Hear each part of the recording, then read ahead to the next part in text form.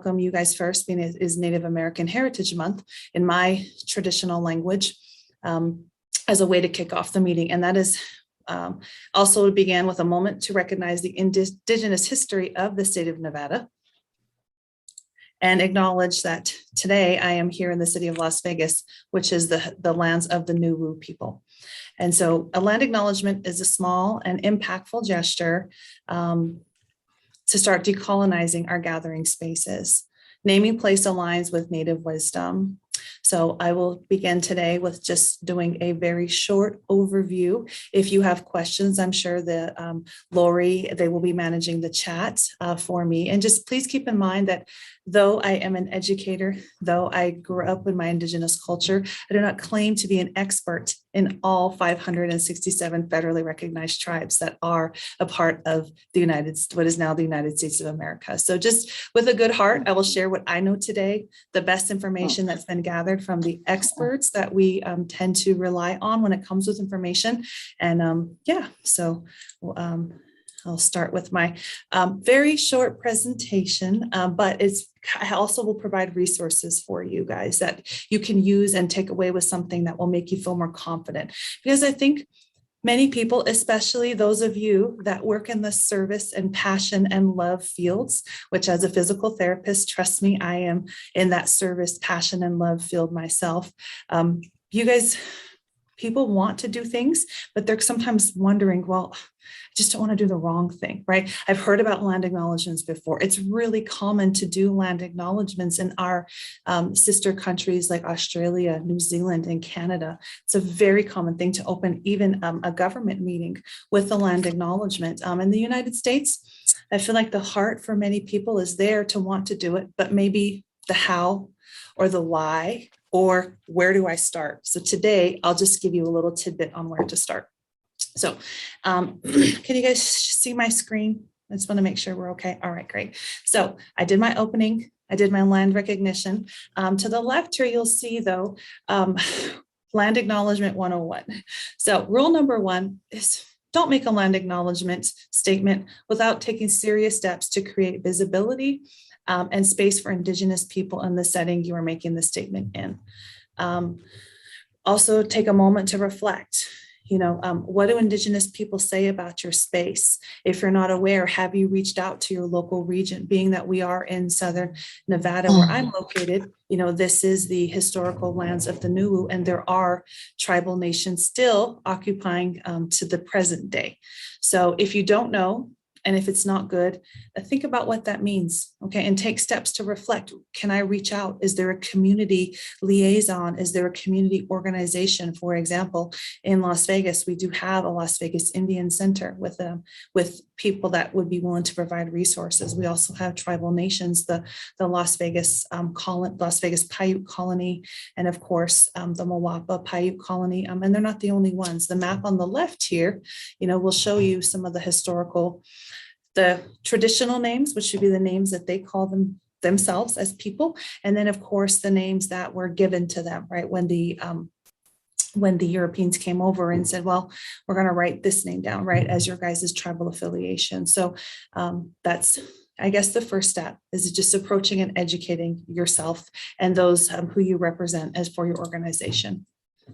The next step is it's important to take the steps to know the history of the area you live in. Make a personal connection and do some research. Keep in mind that when we're talking about the state of Nevada, there are many nations that are still here to this day. And in Las Vegas and Reno and our other more urban areas, there are many people that, like myself, come from a different, maybe ancestral homeland, but choose to make Las Vegas home. And so it's important to kind of make that personal connection, do your research. Don't just assume, that it's in the past, right? History. That's what many Indigenous, when we in the part of preparation for this, I found most of my research and is from the arts and culture, not in the history department, right? Because history is the assumption that it was something from the past, and that puts Indigenous peoples and it makes it visual representation. And are we still here? Yes, we are. So, what stories do you find that you connect with?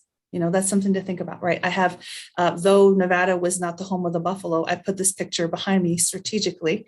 And I think, there we go, my virtual background, because the Tatanka were central to my people's and my ancestors' entire lifestyle. So what stories do you find that connect with? What artistic elements, right? So the buffalo is a pretty powerful symbol, but by no means, if you were in Nevada, something like the basket on the picture up on the left is also was a very, very important symbol and tool used by the indigenous peoples of Nevada. And then what are their special days like? When are they?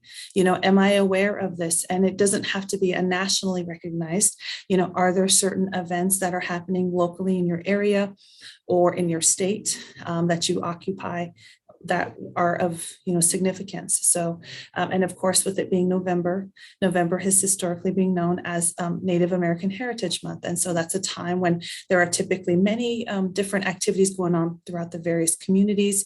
The beauty of us being virtual now is that I'm able to be in front of many of you in a way that maybe wouldn't have done in the very, very recent past. So this is a special month. There's also something going on this week, for example, called Rock Your Mocks. So if you're a social media person at all, you get an opportunity to see moccasins displayed from all over North America. Beautiful, beautiful, beautiful, all different types, all many different nations representatives. So that's another example of special ways that you can connect, maybe just to learn a little bit more about different elements of the culture.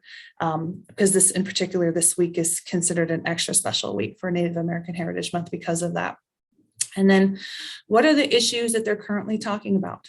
So just being an aware neighbor, right? So what are the needs in your local community that might be relevant or of special need for your indigenous neighbors? So I think that's one important way to kind of be aware. And we have a few going on currently in Nevada that are very, I won't talk about them in the context of today, but just being aware of that and knowing what is going on. Then when you're in the space to make a land recognition statement, you want to look at a map. I just showed you guys a map, and at the end of the last slide, the next slide, I will show you a wonderful resource that can tell you, I'm not really sure, I'm presenting at maybe a national conference and I'm not really familiar with this region. And so how do I go about that? How do I look up that information? So there's a very well-regarded website that has been put out, and it's actually by a Canadian developer. So it's a .ca. But they have, to their best of their ability, they update as often as possible, but it doesn't hurt, right, to reach out to any local resources of where you're at. What are the historical land, inhabitants who is currently, though, occupying that area from an indigenous perspective? So just reflecting on the history of the place you stand in. The city that I live in, Las Vegas, has all the lights and the bright, beautiful, that most people think of when you are tourists and don't live here. But understanding that some of the most beautiful landmarks in the area of Red Rock, Valley of Fire, those were all sacred places to the indigenous people. And just taking a moment to reflect and acknowledge that, it's pretty beautiful to me. I can imagine how sacred this place must be to those who this was their ancestors' homeland. This is where they are from. This is their origin. So just feel your intention of making space for the people you're talking about. And then speak their names. It can be a little overwhelming. I will provide you with a resource on language. I don't know that many of you understood what I was saying when I very first, I gave my introduction in Nakota. And if you did, great, because that's it's not a commonly spoken language. But yeah, speaking their names, having the ability to once again reach out to local resources. For Las Vegas Paiute, Nuwu is a beautiful, but we're lucky. It's a little less daunting of a word than some of our other indigenous counterparts. So I think that's wonderful to have that ability to look up, make sure that you can say it if that's something that you're choosing to do. And then honor the stewardship that continues into today. And that's just once again acknowledging that there is a present part of this, right? It is not a historical perspective, but the present. So what are these indigenous peoples doing to help honor their land today? What things are sacred to them? What are important, from a stewardship perspective? And then lastly, have that bravery to repeat it at every meeting, every significant meeting that you've gathered. This is a first step towards reconciliation, towards acknowledging that Indigenous peoples are here. There are many steps that need to be taken, not just from a Indigenous for reconciliation for many different cultures, but land acknowledgement is one to actually help with visibility and to be an ally. So in Nevada, I will attempt to do my best to say the names. So once again, I don't claim to be an expert, but at least to give you guys an idea of where we are. So many of you are familiar with Washoe County, right? Washoe County is quite a bit more, I guess our west area, which is Reno, Carson. She Shu would be a way to pronounce what the Washoe people call themselves. Of course, the northern Paiute or Numu. And then Western Shoshone is Newe, and then the Southern Paiute are Nuwu. So, if you take a moment to recognize and honor their stewardship, there's actually 27 sovereign nations within Nevada. And I think many of you on the call may be aware of that. Some of you might not. Some of you might not have known. Wow, I didn't realize that, right? Our state is so vast and beautiful, and there are 27, Indigenous nations within our boundaries of our state. And sovereign, for those of you that might not be clear on what sovereign means, it means that they have their own government. They set their own, laws that govern their people. We're not subject to laws directly from the state of Nevada, only within the federal government. So would that be, and that's based off of the treaties that were signed by each of those tribes with the United States government when they were basically giving up their land and becoming a part of the United States. So here is additional resources. So as promised, I won't take up your entire meeting. I just wanted to make sure you guys felt comfortable walking away with something, because when I attend a presentation, often it's great to have that information, but like, now what do I do with it? So now you are being charged with the ability for land acknowledgement. There is a great resource called, this is from the U.S. Department of Arts and Culture. So they did a wonderful commission. It is a really user-friendly page put up, of course, by the U.S. Department of Arts and Culture. Many Native American groups were consulted, experts in anthropology, all these kind of things to kind of figure out, like, what is the best way that we can support land acknowledgement to gain, provide resources to gain visibility. So this is that US DAC /Native land. And I'll provide this slide to Lori so they can distribute it for you guys as you feel interested in. And then, as promised, this comprehensive map of Indigenous lands, and I can share that with you as well. It's really neat. I encourage you to look on it because it'll fascinate you. It's kind of interactive. It can move around. And it's not just for the US, it incorporates Canada and other regions as well. So that's nativeland.ca. And it's arguably one of the most comprehensive maps of Indigenous lands that you can find. And last but not least, that nativelanguages.org is a not-for-profit entity that attempts to also assist with the pronunciation part. Because like I said, many people have a good heart. They want to start doing, the important first step of land acknowledgement, but they're nervous, right? How do I say it? I don't want to say it wrong. I don't want to offend anyone by saying it improperly. And I think one way to kind of help manage that is to just take 30 seconds, right? Pull it up, try your best. Usually it's phonetically spelled out in our best attempt to, translate to English and go from there. And then I'm sharing this because this is the backdrop is actually something that could be used as there's several options. They're very different artists put them together, and it could be a background used for virtual meetings. They also have social media posts to help educate and videos, very short clip videos. So, and I think you guys are all wonderful for doing what you do. And I appreciate the invitation. If there are any questions, I think we have another minute or two. I'll be happy to answer if I can, or at least provide resources. Go ahead, I think question. Was it?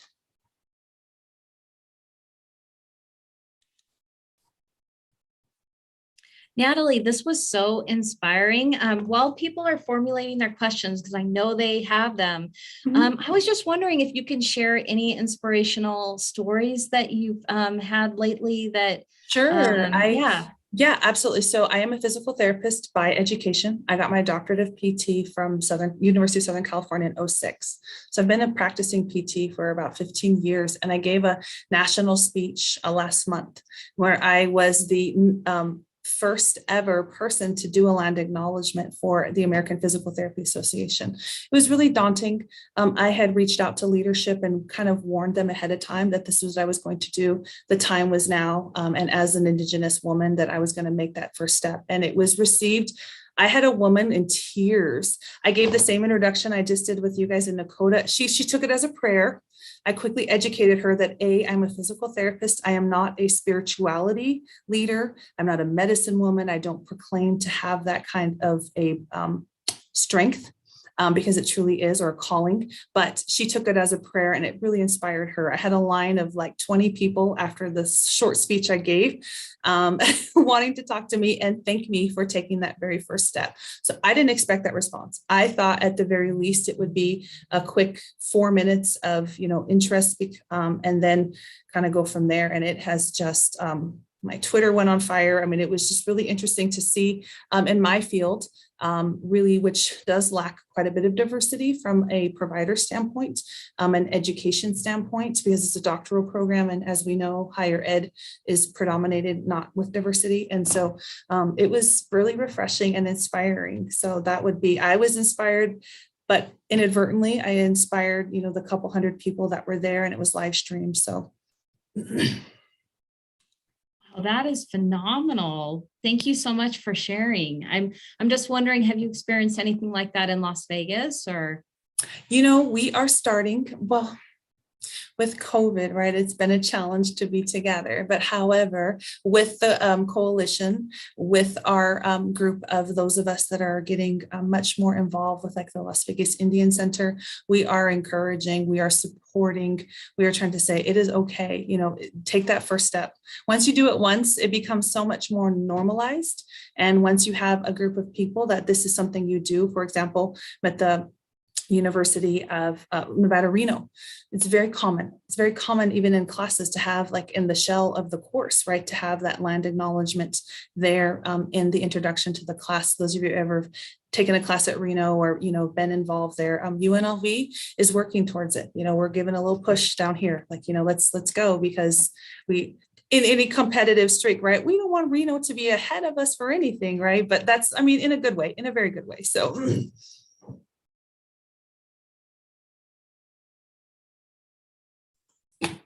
You're muted, Lori. Do you ever provide land acknowledgements for different organizations or guidance on that? Or what does that look like? You guys, doing it for my own association, doing it as a speaker outside of the physical therapy realm a couple of times. I've had the blessing of traveling to Australia and working with Aboriginal peoples, and it is very completely normal. They open even government meetings with land acknowledgement. This was my first trip there was 6 years ago. So that this is, like I said, though we're learning, and I feel like there's always space to learn and grow. There are others that have come before us and are really making a good push. So. Well, thank you, Natalie. It looks like there's a request to write out the name of the organization that Natalie is with in the chat. Okay. So would you do that for me, or do you want me to? I think Janet will take care of that. Okay. So right. Yeah. And at this time, are there any other questions for Natalie? No question. I just wanted to take a moment to thank you again, Natalie, on behalf of the Diversity, Equity, and Inclusion Task Force at United Way. We strive to celebrate Heritage and History Months, and I reached out to the Nevada Health and Equity Minority Coalition, and they were so graceful, and they were able to connect me with you. And I just want to thank you for joining us and educating us on how we can carry on this tradition, and welcome also members of the Multicultural Steering Committee. I know that some of them joined today. So just once again, thank you. Well, and she knows how to get a hold of me. So if somebody had a question that just didn't feel comfortable, I am an open book. Please feel free to share. And thank you guys for your time. Bye-bye. Have a Natalie, good day. please stay with us for a moment. We would Oh, of love to course. take a picture Oh, of sure. you I'd be honored. along with all of the people on our call. So if you wouldn't mind, this is the time to bring yourself on video. We just appreciate you. Debbie, great to see you. Jenny, thank you so much for your positive comment in the chat. Hey, Leslie, thank you. Faith, thanks for coming online. Jill, Jennifer, thank you. Elizabeth, I think you're coming on. We just need a few more. Amanda, I think was coming on. Maybe one more person. Awesome. Okay. Great. Kyle, I think we can always fill it. It looks black. Oh, good. Yep, Kyle's on now. Okay. So Janet, without further ado, if you'd like to, everybody would like to smile, and Janet will take the picture.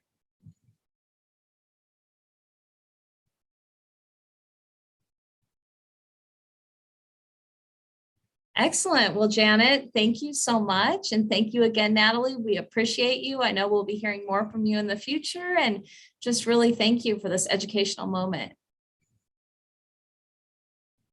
Now it is time for our community updates. So if any of these are from your organization, please feel free to jump right in and elaborate. So I'm going to start with the Just One project. Oh man, I went to the Just One project during Day of Caring, and it was so inspirational to see all those families get food. So their announcement is shop at no cost in their community market. They offer wraparound services, working with a case manager to assist with resources, services, and applying for benefits. To make an appointment, call 702-462-2253. And there'll be more information in the flyer that you'll get at the conclusion of this call. So that was the first announcement. I'm off to the second announcement. The second one is Enough Abuse campaign. So please join the next Enough Abuse campaign training for parents and providers approved by the NV registry on Monday, November 22nd from 3:30 to 5:30 p.m. If you have any questions, contact Debbie, and Debbie's on this call with us. Debbie, if you want to throw your email in the chat, it's debbie@sohlv.org. And Debbie, do you want to share anything else? No, that's about it, Lori. Thank you so much for announcing and just letting everyone know that we are offering Nevada Registry credit for childcare providers. I know a lot of the providers that work with United Way have received this information, but we ask you all to share with other colleagues, other organizations, and especially parents. The one training that we're providing next Monday is specifically focusing in on parents and how best they can help prevent child sexual abuse. Thank you so much. Thank you, Debbie. Great update and great seeing you again. I wanted to let you know that Amazon is hiring. They're hiring military members, veterans, reservists, National Guard members, military spouses, and military dependents 18 years and older for hourly positions.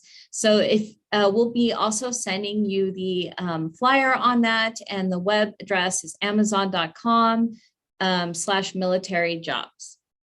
The next announcement is Discovery on Wheels. So thanks to a generous American Rescue Plan grant through the Institute of Museum and Library Services, Discovery Children's Museum is proud to offer Discovery on Wheels free of charge. Wow, that's crazy. That's awesome. Free of charge through October 2022. So Discovery on Wheels is a mobile health science education program that brings quality interactive health science programs directly to you. For more information, visit Discovery on Wheels homepage at discoverykidslv.org. And Janet, if you can throw up that URL in the chat, that's a doozy, the whole thing. So we'll just put that in the chat box. That's super cool. I wanted to let you know about the Puentes Resource Fair. I don't know if guys on the call with us, but the Family Resource Fair is at Civica Nevada Career and Collegiate Academy tomorrow, which is Friday. Thank God it's Friday tomorrow, November 19th from 3:30 to 5:30. There's free COVID vaccinations, ages 5+. Free flu vaccinations, take-home family meals, and more. We'll be sending you a flyer for that as well. Okay, now without any further ado, we have a special United Way announcement that I am so honored to have Aubrey, my coworker, share. Take it away, Aubrey. Thank you everyone for joining the call. We have a challenge for you guys. So recently, United Way of Southern Nevada, to welcome our new president and CEO, Julian High, we participated in the Jerusalema Dance Challenge, which is a dance challenge that went viral during the height of like quarantine and COVID, but we're bringing it back and bringing it to our community. The dance challenge represents unity, hope, and peace, and sort of bringing that during a challenging time. So we wanted to bring that to our community to spread hope into the community. And I'm going to show a quick sneak peek so you can check out the dance moves. And I hope you guys could join us. And we'll send out more information about the challenge in the follow-up email as well. But without any further ado, I will share my screen and show you guys a quick video.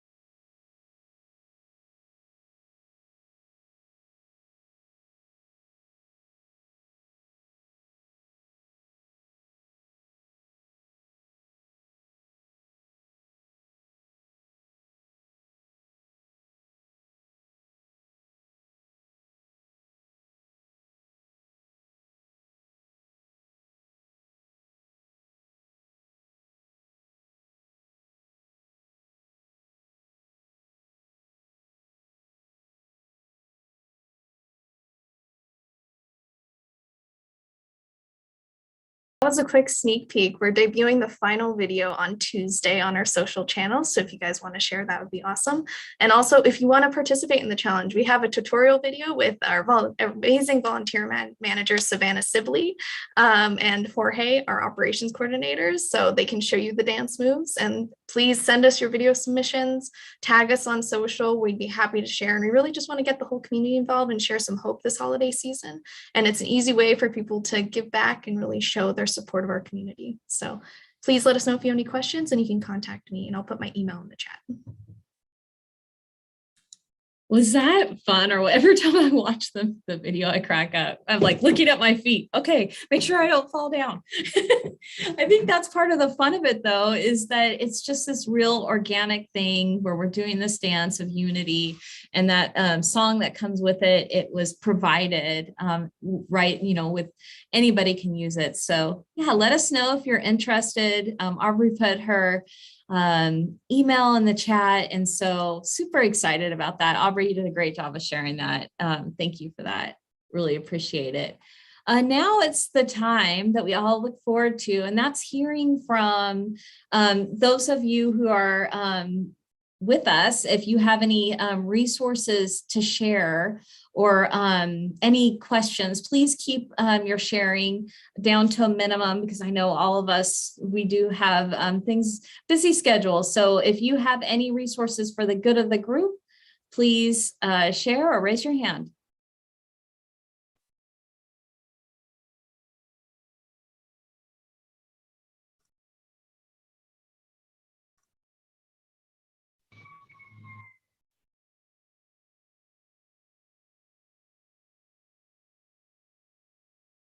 Oh, sorry, Grace. Go ahead.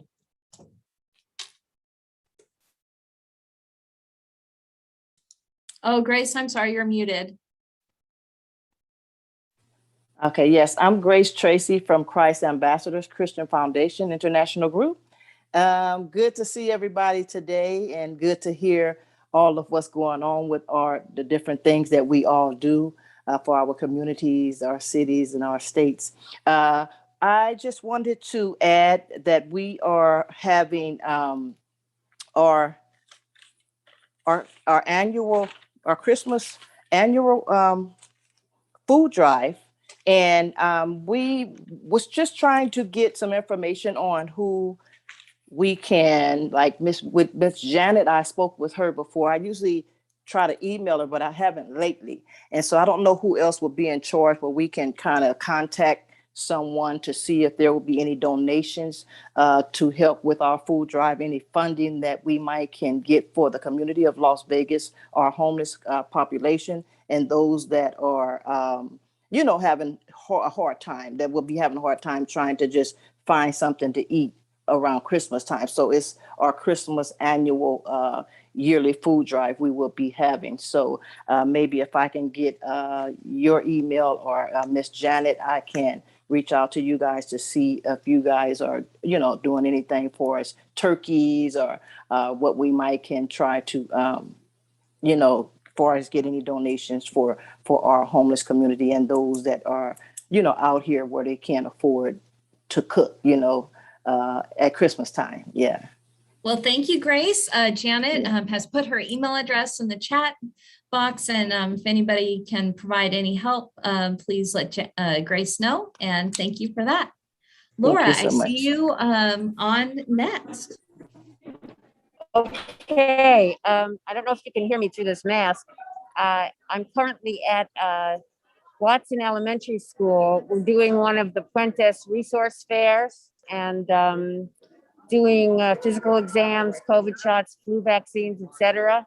And I heartily encourage everyone to come up to some of these resource fairs that we've done.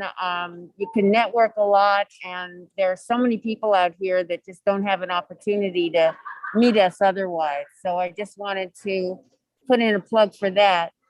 But for what we're doing, UNLV Cares is, and I've made this announcement, I put it in the chat, we got a grant, so we now have increasing capabilities to reach out to members in the community, anybody, individual, with insurance, without insurance, veterans, and essentially do case management for them on the phone, using text, email, and help them with housing, all the things that we all do. But we can do it because we have students that have the time to stay on the phone and track people down and so forth. So if you have anybody that you just don't have the staff or the time to do what you want to do, let us know, and we will work with you to add some extra time and effort to get them the kinds of wraparounds that they need. That's all. Dr. Coley, thank you so much for that. We just really appreciate your update and for you sharing with us. Just phenomenal. Thank you. Okay, thank Pat. you. Yes, thank you. Pat, Patricia Smith, so great to see you again. What was your update for us? Hi, can you hear me? Yes, we can. Oh, great. Hey, I just wanted to remind folks that about the child tax credit.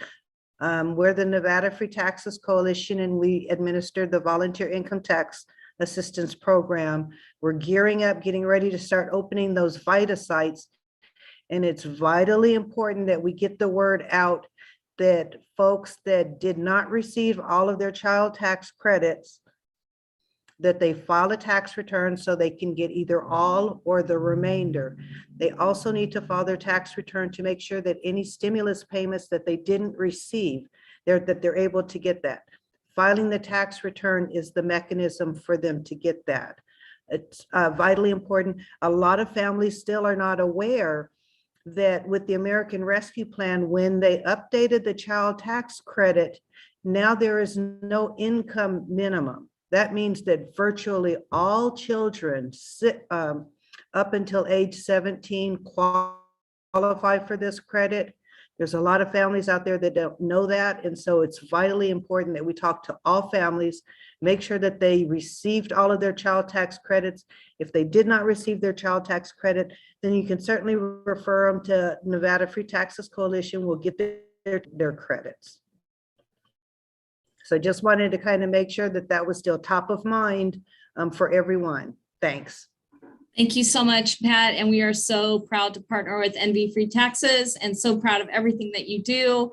Watch our social media. We'll be posting about it. And hey, if you can also post about it on your social media, let's make sure that we bring back all the money to Southern Nevada that is owed to us and due to us, and families can really use this money and it can really help them to just build pathways to success. So thank you for providing that update, Pat. John, you are next. I'm so sorry. Before Pat leaves us for today, I'm so sorry, John. I was wondering, Pat, if you could also share about your volunteer opportunity, because I know you're recruiting volunteers. And then just so everyone knows, there's a very conservative estimate that we're missing out on $50 million as a state just for the earned income tax credit, even more for the child tax credit. So I think it's just very important for our families to become aware and for us to spread the word about the Nevada Free Taxes Coalition. Yes, and we are always looking for volunteers to help us with the VITA program. We're going to start the training in December and January. So if you know of anyone who wants to volunteer, definitely send them our way. Nevada Free Taxes Coalition. Thanks.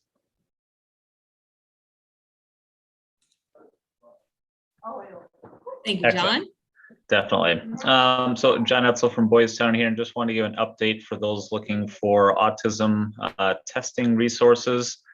Back in June, we started partnering with the Collaboration Center on the southwest part of town, run by Linda Taché, and all of our providers are now offering autism testing. And as most know, the current wait lists here in Southern Nevada are anywhere from 6 to 18 months. In order to get kids in for testing. Right now, we are only booked out through end of January, early February. So I'm going to put the link to our behavioral health clinic page in the chat box. And folks who are interested or want to pass it along to any interested parties, please feel free to go ahead and do so. Thank you. Thank you, John. I see that in the chat box, and man, what a great resource that is. So thank you for providing that and the update during this call. All right, are there any other updates for the good of the group? Okay, I want to remind all of you that our next nonprofit sector call is scheduled for December 9th at 2 p.m. So again, I hope you have a wonderful Thanksgiving holiday. I hope you stay safe with your families. We appreciate all of you. Please keep joining us. And we look forward to seeing you soon. Thank you.